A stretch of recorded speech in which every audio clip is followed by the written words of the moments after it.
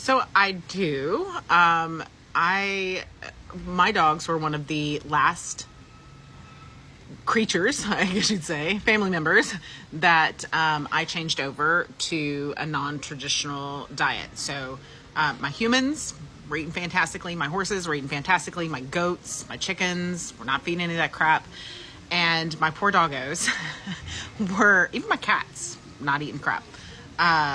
But my poor doggos were the last ones. I was buying the healthiest kibble that I could find and convincing myself that it was okay for a long time.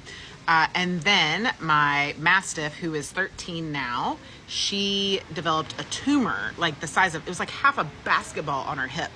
And our regular vet said, like, there's nothing we can do about it. Like, we could test it. And I'm like, I'm not giving a senior dog, chemotherapy, like all this kind of stuff. So I'm like, we're just going to roll with it. Well, then she ruptured it. It ruptured. And we ended up at the emergency vet in North Texas on a Sunday night because it wasn't just ruptured, like it was bleeding. She like caught it on something sharp in the yard. I don't know, because it didn't slow her down. And so they ended up excising the whole thing and closing the skin up, doing all that. And he asks me at the end, he's like, if you weren't feeding your dog kibble, this would go away. And I was like, whatever. And at the time she had 2 additional little bitty tumor spots that were coming up. And I was like, okay. And I was like, I know these things, right? But like, I can fix this now. And sure enough, I switched her over.